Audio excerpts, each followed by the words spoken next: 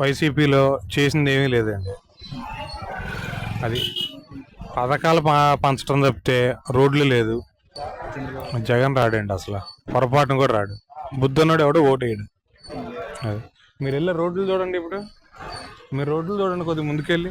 మాకేమి అందలేదు, అసలు మాకు రావాల్సినవి కూడా ఏమి రాలేదు. కరెంటు ఫ్రీ అన్నాడు, గ్యాస్ తగ్గిస్తాను అన్నాడు. ఏం తగ్గించిండు? కరెంటు పెరిగింది, కరెంటు బిల్లులు పెరిగినాయి, గ్యాసు పెరిగింది. అసలు ఏమిటికి ఏమి లేని వాళ్ళు జాబులు చదువుకొని జాబు లేక రోడ్ల మీద తిరుగుతున్నారు. ఏం చేసిండు జనానికి? జగన్ ఏం చేసిండండి? ఏం చేయలే జగన్. మాకు చదువుకున్న పిల్లలు ఎంతమంది రోడ్ల మీద తిరుగుతున్నారు జాబులు లేక? 100కు 100 బాళ్ళు తిరుగుతున్నారు. చదువుకోవాలంటే ఇప్పుడు పిల్లలకి ఎరెస్ట్ పుడుతుంది. జాబులు ఇవ్వట్లేదు, మేము చదువుకొని ఏం సుఖమని. ఏముంది? ఏమన్నా ఉందా దాంట్లో? నమ్మకంతో ఓట్లేసి నువ్వు ఏం చేసిండు? మాకు రాష్ట్రానికి ఏం చేసిండు? రావాల్సిన పథకాలు రాలేదు. పెట్టిండు అన్ని పథకాలన్నీ పెట్టిండు. అక్క చెల్లెమ్మలకి నా పథకాలన్నీ ఎత్తా అని పెట్టిండు. ఏం పెట్టిండు? ఇచ్చిండు? మాకు ఏమి ఇవ్వాలా? ఏమి ఇచ్చిండండి? మాకు ఏమి ఇవ్వలేదు ఆయన. చంద్రబాబు గారు వస్తేనే మంచి జరిగిద్దండి.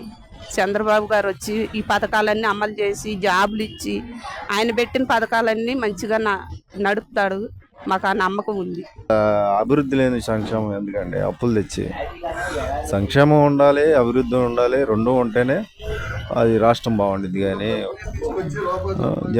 కుర్రోళ్ళకి ఉద్యోగాలు లేవు, యువతకి ఉద్యోగాలు లేవు, మామూలు చేతి పనులు చేసుకునే వాళ్ళకి చేతి పనులు లేవు. అలాంటి లేనప్పుడు ఇంకేం అభివృద్ధి ఉండదండి.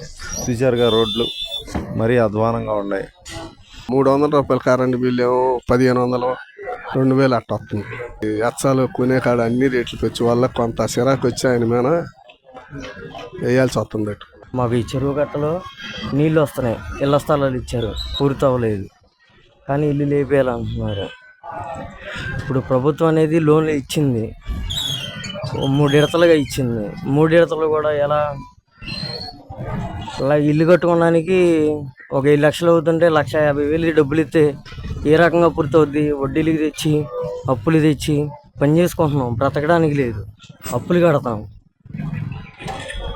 అభివృద్ధి ఏది? ఇత్తనం అన్నారు.